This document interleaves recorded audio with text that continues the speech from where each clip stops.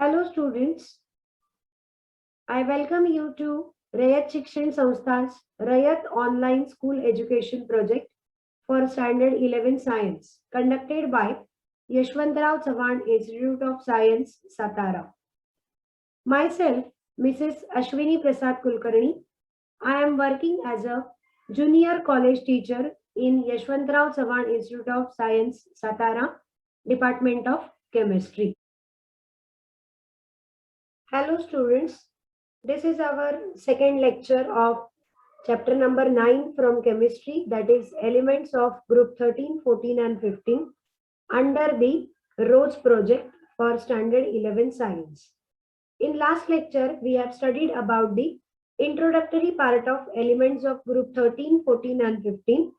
We have seen the electronic configuration and name of the elements of group 13, 14 and 15. Then we studied about their physical properties, like how the electronic configuration of the elements of group 13, 14 and 15 is. Then we have seen about how the different properties change from group first element of the group to the last element of the group. That is, we have seen the changes in atomic radius, ionic radius, electronegativity, oxidation state, ionization enthalpy, density, melting point and boiling point, etc.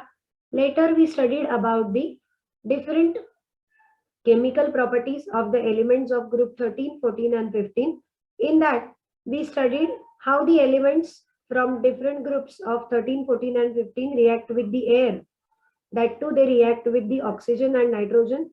Then we studied how do the elements of group 13, 14 and 15 react with the halogens and how do they react with the water. All this part we have studied in previous lecture. Now, in this today's lecture, we will study about important trends and anomalous properties of boron. This topic is not included in our syllabus of the state board. Rather, this topic is according to the NCERT syllabus, that is according to CBSE. We'll see the important trends and anomalous properties of boron. The trichlorides, bromides and iodides of elements of group 13 are covalent in nature and they are hydrolyzed in water. बघा, group 13 मधले जे boron व्यतिरिक्तचे इतर elements आहेत त्यांचे ट्रायक्लोराइड्स, bromides आणि iodides हे नेचरनी covalent असतात आणि ते वॉटरमध्ये हायड्रोलाइज होतात, हायड्रोलिसिस होतं त्यांचं वॉटरमध्ये. But boron trihalide is a strong Lewis acid. It is boron trifluoride easily reacts with Lewis bases like ammonia. ते ऍसिड म्हणून काम करतं, ते आयोनिक असतं नेचरनी आणि ते अमोनिया सारख्या लेविस बेसिस बरोबर इझिली रिॲक्ट होतं. अनॅमोलस प्रॉपर्टीज ऑफ बोरॉन म्हणजे काय, तर बोरॉन हे त्याच्या ग्रुप मधल्या इतर एलिमेंट्स पेक्षा कसं वेगळं आहे ते आपल्याला बघायचंय. त्यातले दोन टाइप्स आपण बघितले. ट्रायहलाइड जे असतात बोरॉन व्यतिरिक्त इतर एलिमेंट्सचे, they are covalent in nature, whereas boron trihalide is acidic as well as it is ionic in nature. The next anomalous property of the boron is, due to non-availability of d orbitals, boron is unable to expand its octet. Boron कडे vacant d orbital नाहीये आणि त्यामुळे त्याचे expand octet होऊ शकत नाही. And therefore, the maximum covalence of boron cannot exceed 4. त्याची जी कोव्हॅलन्स आहे ती 4 पेक्षा जास्त होऊ शकत नाही. Rather all other elements from the boron family they can expand their octet due to availability of the vacant d orbitals. The next property that we are going to study is catenation. This property is applicable to the elements of group 13, 14 and 15. What is catenation? Definition इथे दिली आहे बघा. The property of self-linking of atoms of elements to form straight chain or branch chains and rings of different sizes by covalent bonds is called as catenation. जेव्हा कोणत्याही एका single एलिमेंट्सचे atoms n number of atoms एकमेकांबरोबर combine होतात आणि त्याच्यापासून straight chain, branch chain किंवा ring like structure form होतं वेगवेगळ्या साईजचं कोव्हॅलंट बॉन्डच्या थ्रू, त्या प्रॉपर्टीला म्हणायचं catenation. So in catenation the atoms of the single element combine with each other to form straight chain, branch chain or ring structures. The tendency of an element to form a chain depends upon the strength of the bond form. आता बघा, कोणतेही दोन items एकमेकांना जेव्हा bond through join होतात त्यावेळी त्या बॉन्डची strength किती आहे त्याच्यावर ठरणार आहे की प्रत्येक एलिमेंटची टेंडन्सी चेन फॉर्म करण्याची किती असणार आहे ते. The order of catenation amongst the carbon family is carbon has very greater catenation property than silicon, and silicon has more property of catenation than germanium, and germanium and tin have the equal property of the catenation. Carbon is the element which has the highest capacity of catenation. Carbon कडे catenation ची property सगळ्यात जास्त आहे. Among the group 14 elements, carbon shows maximum tendency for catenation. Lead जो आहे तो कॅटिनेशन ची property दाखवत नाही. Lead does not show catenation. Carbon also has unique property to form p pi multiple bonds with itself. Carbon covalent bonds sigma टाईपचे तर तयार करतोच, पण तो पाय टाईपचे मल्टिपल बॉन्ड्स सुद्धा तयार करू शकतो. पाय multiple bonds, double bonds, triple bonds पण फॉर्म करू शकतो. एवढी हायेस्ट टेंडन्सी कार्बनकडे आहे कॅटिनेशनची. And with other atoms of small size and high electron negativity. Carbon जो आहे तो जसं स्वतः बरोबर पण मल्टिपल बॉन्ड्स फॉर्म करतो, तसं जे आयटम साईजनी स्मॉल आहेत आणि ज्यांची इलेक्ट्रॉन निगेटिव्हिटी हाय आहे, फॉर एक्झाम्पल ऑक्सिजन, नायट्रोजन, त्यांच्या बरोबर पण तो मल्टिपल बॉन्ड्स फॉर्म करू शकतो. For example C double bond O, C double bond S etcetera. आणि कार्बन कार्बन ट्रिपल बॉन्ड पण तयार होतात. कार्बन नायट्रोजन ट्रिपल बॉन्ड सुद्धा तयार होऊ शकतात. After catenation, the next point that we are going to study is allotropy. What is allotropy? Allotropy is phenomenon in which a solid element exists in different crystalline forms with different physical properties such as color, density, melting point, etc. Allotropy he property अशा elements कडे असते की जे elements chemically same असतात पण physical forms मात्र त्यांचे वेगवेगळे असतात. The chemical content of the allotropes is same, but they exist in different crystalline forms having different color, density, melting point, etc. Physical properties vary होतात, chemical composition मात्र same असतं. The individual crystalline forms are called as allotropes. कोणत्याही एका एलिमेंटचे जे वेगवेगळे crystalline forms असतील त्यांना allotropes असं म्हणू शकतो. एक्झाम्पल काय आहे बघा. Diamond and graphite are the allotropes of carbon. कार्बनचे दोन allotropes आहेत, डायमंड आणि graphite. Boron, bismuth, silicon, phosphorus also show allotropy. वेगवेगळे जे एलिमेंट्स आहेत ग्रुप 13, 14, 15 मधले त्यातले बोरॉन, बिस्मथ, सिलिकॉन, फॉस्फरस आणि कार्बन हे एलिमेंट्स allotropyची प्रॉपर्टी दाखवतात. आता आपण बघूयात allotropes of carbon. Let's study the different allotropes of carbon. Here, in the tabular form, the different allotropes of carbon are shown. Crystalline allotropes, they are diamond and graphite. Amorphous allotropes are charcoal. Then, the amorphous allotropes are lamp black, wood charcoal and animal charcoal. Crystalline दोन form आहेत allotropes कार्बनचे, diamond आणि graphite. amorphous form मध्ये charcoal आहे आणि lamp black आहे. Charcoal again is divided into two types, wood charcoal and animal charcoal. Now see about the first allotrope of carbon, that is diamond. Diamond has three-dimensional structure. Diamond चे structure हे network like असतं, three-dimensional. पुढे आपण diagram मध्ये ते बघणार आहे. असं जाळी जाळी सारखं ते दिसतं. Each carbon atom is bonded to four other carbon atoms, and each carbon atom has the hybridization sp3. Which occupy four carbons of tetrahedron, and each of these four carbon atoms are bonded to four more carbon atoms. बघा डायमंडचं structure कसं आहे तर diamond मध्ये टेट्राहेड्रॉनचं structure आहे ज्याच्या चार कॉर्नरला चार carbon atoms असतात आणि हे चारही कार्बन पुढे जाऊन आणखी चार कार्बन ॲटमला जॉईन झालेले असतात. This pattern is repeated in the entire crystal lattice resulting in a giant molecule having network structure. हा जो पॅटर्न आहे स्ट्रक्चरचा कार्बनचा तो रिपीट होतो again and again crystal lattice मध्ये आणि त्याच्यापासून एक जायंट मॉलिक्यूल तयार होतो. जायंट म्हणजे खूप मोठा असा मॉलिक्यूल त्याच्यामध्ये तयार होतो. Single unit of diamond is tetrahedral. Carbon undergoes sp3 hybridisation. प्रत्येक जे सिंगल युनिट आहे कार्बनचं ते टेट्राहेड्रल आहे आणि प्रत्येक कार्बनचं हायब्रिडायझेशन sp3 आहे. And the cc bond length is 154 picometer. Diamond has high melting point equal to 3930 degree Celsius and it is very very hard. Diamond हा जो एलेक्ट्रॉप आहे त्याचा मेल्टिंग पॉइंट खूप हाय आहे आणि तो एलिमेंट हार्ड पण आहे allotrope. Its density is 3.5 gram per centimetre cube. Density पण हाय आहे. स्ट्रक्चर कसं आहे बघा डायमंडचं. नेटवर्क लाईक स्ट्रक्चर आहे. इथे तुम्हाला दिसतंय टेट्राहेड्रॉन आहे. 4 कार्बन एका ह्याच्यामध्ये आहेत. इथे बघा दिसतंय आपल्याला.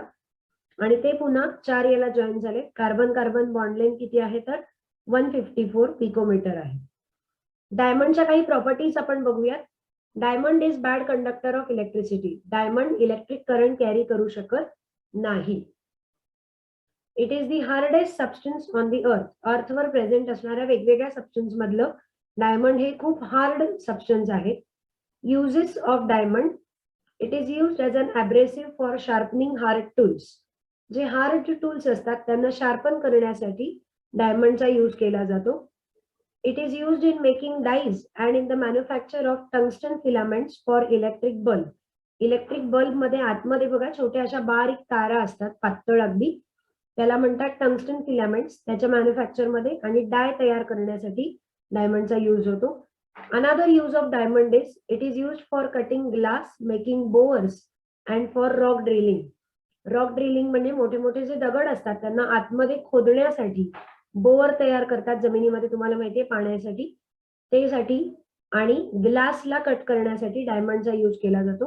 And one of the most important use which we have known is for making jewellery. Diamond is used in making jewellery. The next allotrope of carbon is graphite. Graphite has two-dimensional sheet-like structure and sheets may be fused. System of planar hexagonal ring. बघा hexagonal rings असतात कार्बनच्या आणि त्या एकत्र एकाखाली एक अशा एकमेकांना arrange होतात आणि त्याच्यापासून शीट लाईक स्ट्रक्चर तयार होतं ग्रॅफाइटचं. In planar hexagonal rings each carbon atom is bonded to 3 other carbon atoms. Hexagonal ring मधला प्रत्येक कार्बन ॲटम हा आणखी 3 कार्बन ॲटमला जॉईन झालेला असतो. It shows that carbon atoms have sp2 hybridisation. Carbon ॲटमचं हायब्रिडायझेशन ग्रॅफाइट मध्ये sp2 असतं. Comparative study करायचा डायमंड आणि ग्रॅफाइटचा. डायमंड मध्ये sp3 हायब्रिडायझेशन होतं, ग्रॅफाइट मध्ये sp2 आहे. Each carbon atom is covalently bonded to 3 other atoms by overlapping of half filled sp2 hybrid orbitals. sp2 hybrid orbitals एकमेकांवर overlapping होतं आणि त्याच्यापासून 3 नवीन कार्बन ॲटम्स मध्ये बॉन्ड तयार होतात ग्रॅफाइटच्या स्ट्रक्चर मध्ये. स्ट्रक्चर ऑफ ग्रॅफाइट बघा इथे शीट लाईक स्ट्रक्चर आहे. ही एक स्ट्रक्चर आहे, हे दुसरं आहे आणि हे तिसरं आहे. पहिलं स्ट्रक्चर हे दुसऱ्याला जॉईन आहे, दुसरं हे तिसऱ्याला जॉईन आहे, म्हणजे वरून खाली असं शीट सारखं ते स्ट्रक्चर आहे. The carbon carbon bond length in a single layer is 141.5 picometer and the carbon carbon bond length in 2 layers is 340 picometer. बघा हा पहिला लेयर आहे, हा दुसरा लेयर आहे. पहिल्या आणि दुसऱ्या लेयरच्या कार्बन मध्ये किती अंतर आहे? 340 पिकोमीटर आहे. आणि एकाच लेयर मधल्या 2 कार्बन मधला डिस्टन्स किती आहे? 141.5 पिकोमीटर. ग्रॅफाइटच्या प्रॉपर्टीज बघा. Each carbon atom in hexagonal ring undergoes sp2 hybridisation. sp2 hybridisation असतं प्रत्येक कार्बनचं. And forms 3 sigma bonds with 3 neighbouring carbon atoms. 3 extra carbon ॲटम्सची प्रत्येक कार्बन ॲटम जॉईन असतो. And 4th electron forms a pi bond. 3 sigma bond तयार होतात, एक पाय बॉन्ड तयार होतो लॅटरल ओव्हरलॅपनी. सिग्मा बॉन्ड हा ऍक्सियल ओव्हरलॅपनी तयार होतो. The electrons are delocalised over the whole sheet. प्रत्येक शीट मध्ये इलेक्ट्रॉन जे डिलोकलाइज असतात, they are free to move anywhere in the sheet. Electrons are mobile. As I said earlier, they are free to move and therefore graphite conducts electricity among the sheet. Graphite is a good conductor of electricity. Graphite electric current carry करू शकतो. का carry करू शकतो? तर graphite मधले जे electrons आहेत ते मोबाईल आहेत. They are free to move in the structure and hence graphite is a good conductor of electricity. The various layers of the graphite are held together by weak van der Waals forces of atoms and distance between two successive layers is 355 picometer. मगाशी आपण जसं structure मध्ये बघितलं, दोन layer मधल्या carbon मधलं distance किती आहे? 355 पिकोमीटर आणि बॉन्ड लेंथ किती आहे? तर 141.5 picometer. Graphite is soft and slippery. Soft असतं आणि ग्रीस सारखं ते स्लिपरी पण असतं. इट इज युज्ड ॲज, आता ते स्लिपरी आहे त्यामुळे त्याचा यूज काय आहे बघा. It is used as dry lubricant in machines running at high temperature where oils cannot be used. आता वेगवेगळ्या मशीनचे जे पार्ट्स आहेत त्यांच्यामध्ये लुब्रिकेशन चांगल्या प्रकारे होण्यासाठी, घर्षण चांगलं व्हावं, विदाउट फ्रिक्शन व्हावं म्हणून त्यांच्यामध्ये लुब्रिकंट्स ऍड केले जातात. तर हाय टेम्परेचरला आपण ऑइल लुब्रिकंट म्हणून वापरू शकत नाही, तर त्याऐवजी तिथे आपण ग्रॅफाइट हे लुब्रिकंट म्हणून वापरू शकतो. The next allotrope of carbon is fullerene. The formula of fullerene is C60. Fullerene is the allotrope of carbon which was discovered in 1985. The allotrope of carbon, a saucer ball shaped cluster of carbon atoms. हा जो allotrope आहे कार्बनचा तो saucer ball सारखा आहे. Soccer ball म्हणजे काय, तर आपला जो फुटबॉल खेळण्याचा बॉल असतो त्याच्यासारखं त्याचं क्लस्टर असतं कार्बन ॲटम्सचं आणि त्याला फुटबॉलच्या बॉल सारखं शेप असतो. Fullerenes are made by heating of graphite in electric arc in presence of inert gases such as helium or argon. ज्यावेळी आपण ग्रॅफाइटला हेलियम किंवा आर्गॉन सारख्या गॅसेस बरोबर इलेक्ट्रिक आर्क मध्ये हीट करतो त्यावेळी ग्रॅफाइटचं कन्व्हर्जन फ्युलेरिन मध्ये होतं. फ्युलेरिन्स आर केज लाईक मॉलिक्युल्स. पिंजऱ्यासारखं त्याचं स्ट्रक्चर असतं.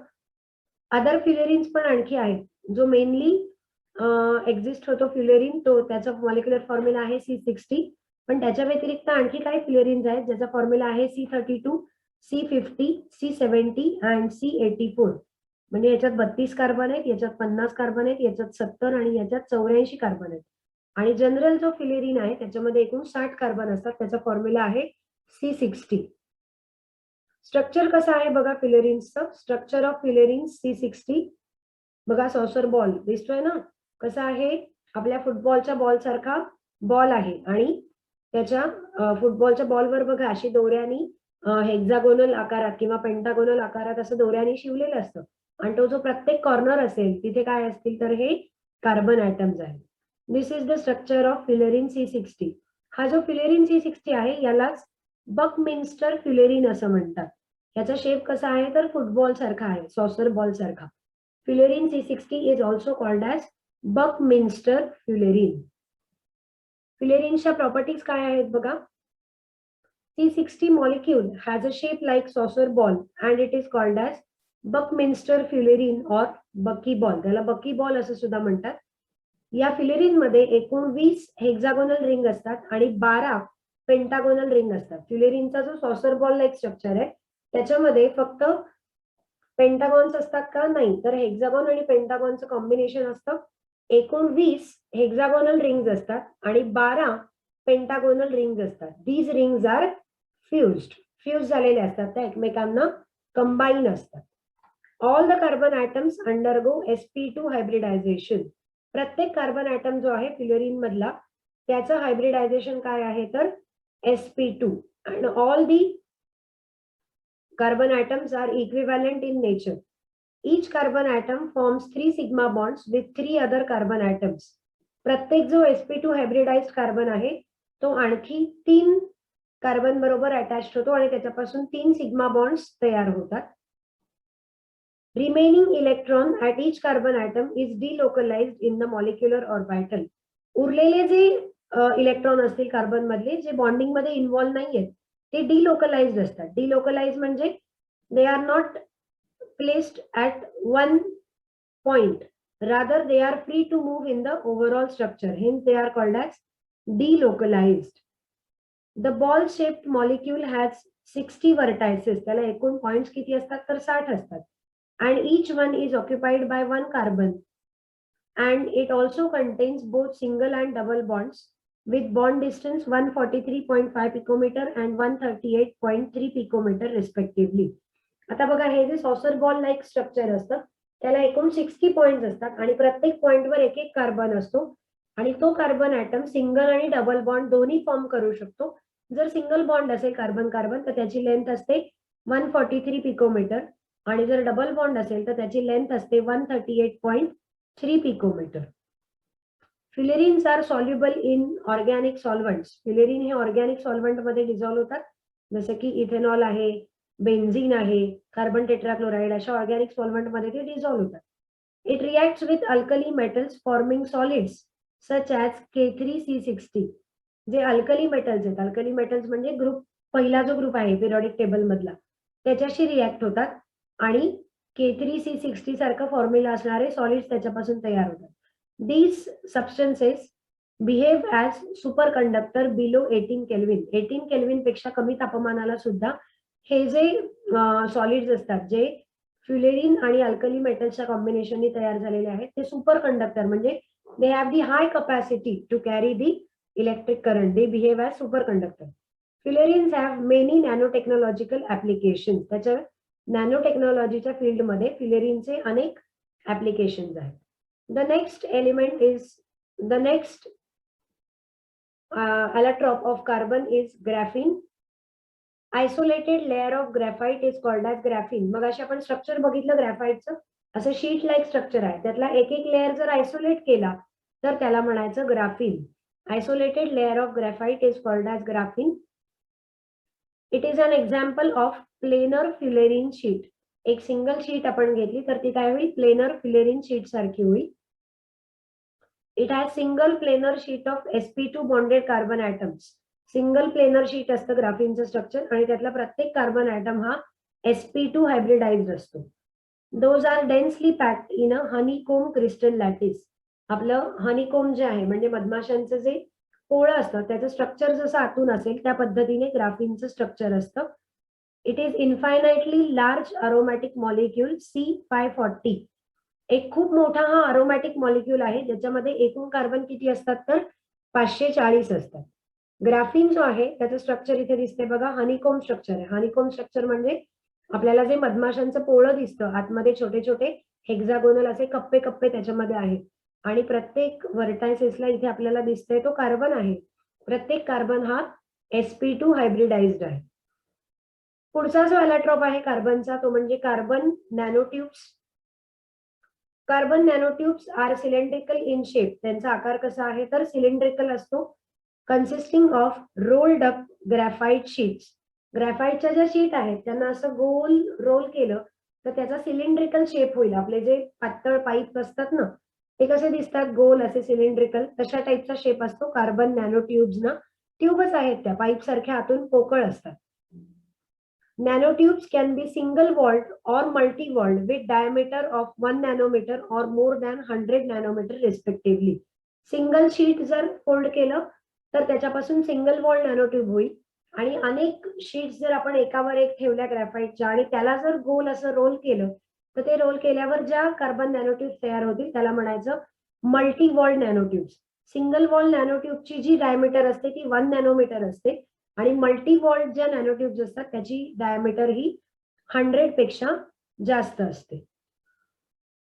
These tubes are robust. महत्वाची प्रॉपर्टी आहे बघा, कार्बन नॅनोट्यूब्स आर रोबस्ट. आता रोबस्ट म्हणजे काय तर they can be bent and when released they will spring back to the original shape.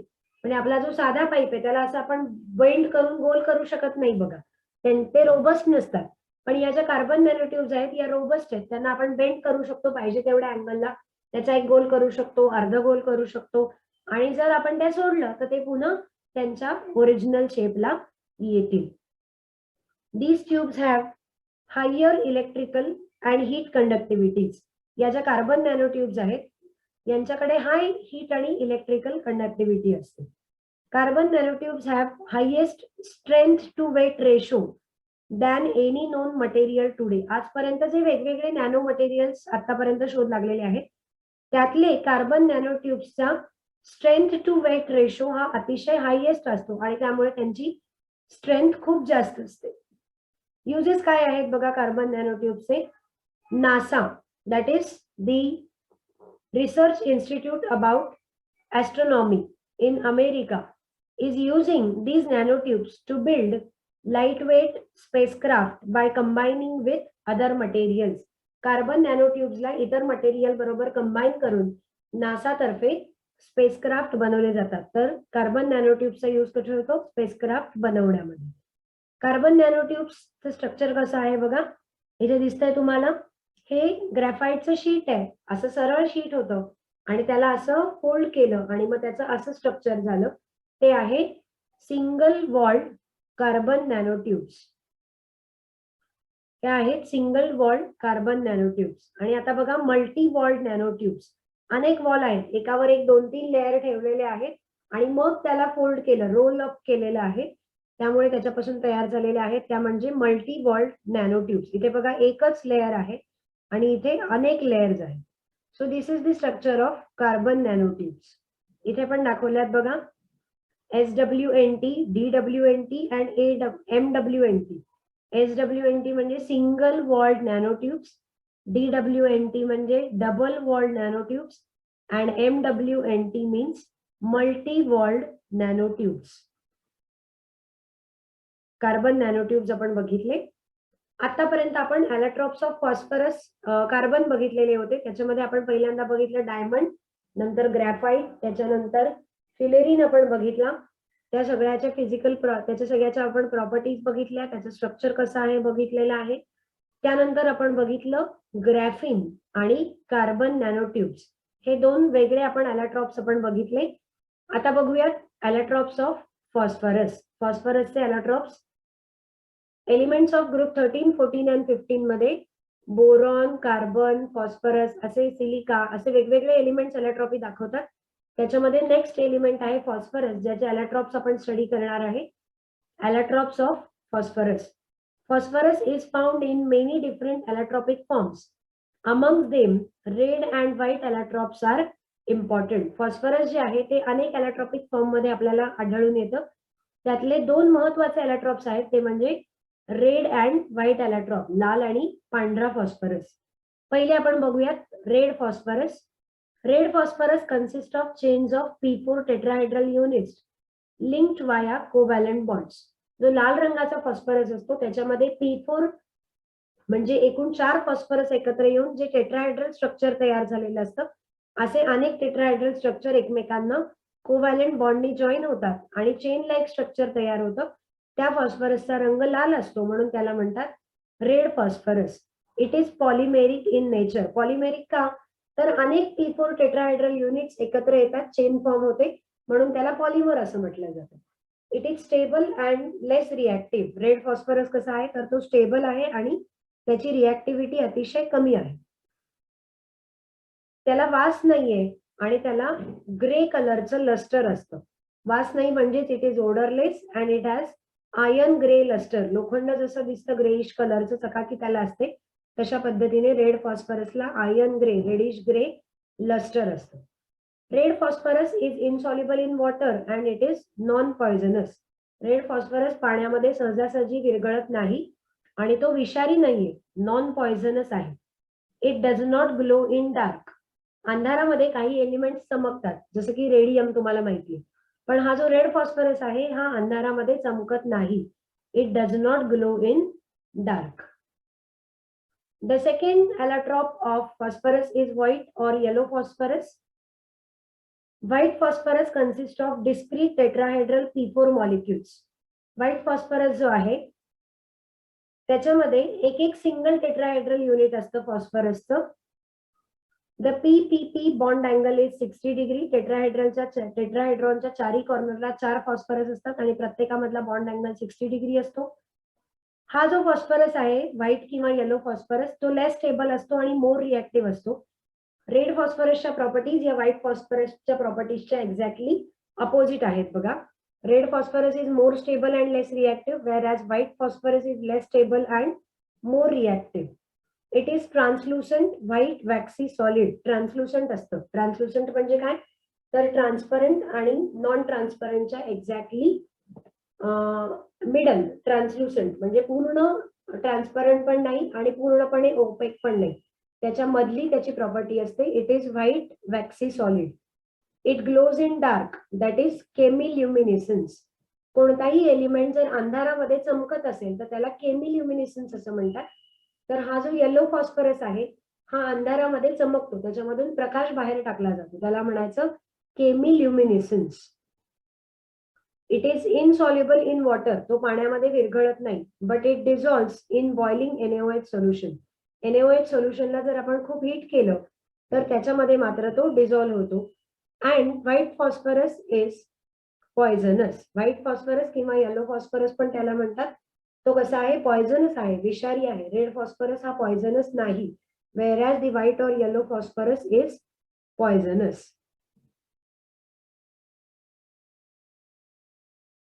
Structures दिलेले आहेत बघा फॉस्फरसचे. P4 white phosphorus single tetrahedral unit असतं व्हाईट फॉस्फरस मध्ये. तो दिसायला थोडासा येलोइश असतो म्हणून कधी कधी त्याला येलो फॉस्फरस असं सुद्धा म्हणतात.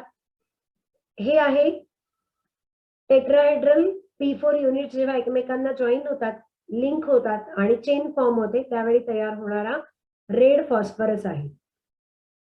P4 P4 P4, this is red phosphorus. 2 allotropes of phosphorus इथे डायग्रामॅटिकली दाखवलेत बघा. हे टेट्राहेड्रल सिंगल युनिट आहे, 4 कॉर्नरला 4 फॉस्फरस आहे. It is white phosphorus. A diagram मध्ये दाखवलेला आहे. बी डायग्राम मध्ये तोच फॉस्फरस आहे पण त्याच्यामध्ये बॉन्ड्स दाखवलेले आहेत. कसे आहेत बॉन्ड्स ते, आणि प्रत्येक अँगल कितीचा आहे? काही अँगल 60 डिग्रीचे आहेत आणि काही अँगल 90 डिग्रीचे आहेत. The second allotrope of phosphorus is red phosphorus, ज्याच्यामध्ये जे टेट्राहेड्रल युनिट्स आहेत व्हाईट फॉस्फरस मधले ते एकमेकांना जॉईन केले की जो तयार झालेला आहे लिंक चेन लाईक स्ट्रक्चर ते आहे रेड फॉस्फरस. हे एक युनिट आहे P4 युनिट, हे एक P4 युनिट आहे, ते एकमेकांना जॉईन झालेलं आहे चेन तयार करायला. तर लक्षात ठेवा की जेव्हा व्हाईट फॉस्फरसचे अनेक युनिट्स एकमेकांना लिंक होतात आणि त्याच्यापासून चेन तयार होते तेव्हा रेड फॉस्फरस तयार होतो. आणि रेड फॉस्फरस मध्ये एकमेकांना लिंक झालेले जे P4 टेट्राहेड्रल युनिट्स आहेत ते जर आपण ब्रेक केले आणि त्याच्यापासून सिंगल सिंगल युनिट बनवले तर रेड फॉस्फरसचं कन्व्हर्जन व्हाईट मध्ये होईल. So the true allotropic forms of phosphorus, that is white phosphorus and red phosphorus, they are interconvertible into each other. Allotropes of phosphorus इथे पुन्हा दाखवलंय बघा. व्हाईट सिंगल टेट्राहेड्रल युनिट आहे, टेट्राहेड्रॉनच्या 4 कॉर्नरला 4 फॉस्फरस आहेत. This is black phosphorus, ज्याचा आपण detail study केलेला नाही, पण एक लक्षात ठेवा की फॉस्फरसचे एकूण 3 एलेक्ट्रॉप्स आहेत, व्हाईट, ब्लॅक आणि रेड. व्हाईट आणि रेड आपण इन डिटेल स्टडी केलाय, हे फक्त स्ट्रक्चर आहे ब्लॅक फॉस्फरसचं. त्यानंतरचा आहे तो म्हणजे red phosphorus. So here we have completed the point of allotropes of elements of group 13, 14 and 15. In allotropes of elements of group 13, 14 and 15 we have seen the different allotropes of carbon and phosphorus. Phosphorus say mainly 2 allotropes आपण बघितले, white or yellow phosphorus and red phosphorus. त्या दोन्हींच्या आपण properties बघितल्या, त्याचे structures पण आपण बघितले. The next point that we are going to study is important compounds of elements of group 13, 14 and 15. Periodic table मधल्या पी ब्लॉक मध्ये जे 13, 14 आणि 15 हे ग्रुप्स आहेत त्यातल्या एलिमेंट्सचे काही इम्पॉर्टंट कंपाऊंड आपण स्टडी करणार आहे. त्यातला पहिला कंपाऊंड आहे तो म्हणजे boron trichloride. Boron trichloride has formula BCl3. काय फॉर्म्युला आहे? BCl3. Boron trichloride is covalent in nature. Boron trichloride कसा आहे? कोव्हॅलंट आहे, म्हणजे बोरॉन आणि क्लोरीन यांच्यामध्ये इलेक्ट्रॉनचं शेअरिंग होतं आणि त्यांच्यात कोव्हॅलंट बॉन्ड तयार होतात, म्हणून बोरॉन ट्रायक्लोराइडला आपण कोव्हॅलंट कंपाऊंड असं म्हणू शकतो. In this boron trichloride, boron atom is sp2 hybridized having one vacant unhybridized p orbital. BCl3 मध्ये बोरॉन हा जो सेंट्रल ऍटम आहे ज्याच्या भोवती 3 क्लोरीन आहेत, तो सेंट्रल बोरॉन ऍटमचा हायब्रिडायझेशन आहे sp2, आणि या बोरॉन मध्ये एक p ऑर्बिटल ही अनहायब्रिडाइज्ड आहे आणि जी वेकंट आहे म्हणजे एम्प्टी आहे, त्याच्यामध्ये इलेक्ट्रॉन्स प्रेझेंट नाहीयेत. B in BCl3 has incomplete octet. हा जो बोरॉन ट्रायक्लोराइड आहे त्यातला जो बोरॉन आहे तो 3 क्लोरीन बरोबर कंबाईन झालाय परंतु त्याचं ऑक्टेट मात्र इनकम्प्लीट आहे. आपल्याला ऑक्टेट रूल आपण शिकलोय की during the formation of the compound each element either gains, loses or shares the electrons in order to complete its octet. म्हणजे त्याच्या आउटर ऑर्बिट मध्ये 8 इलेक्ट्रॉन्स येतात बॉन्ड तयार झाल्यानंतर. पण काही त्याला एक्सेप्शन्स आहेत. त्याच्यामध्ये बोरॉन ट्रायक्लोराइड आहे. बोरॉन ट्रायक्लोराइडचं ऑक्टेट हे इनकम्प्लीट आहे.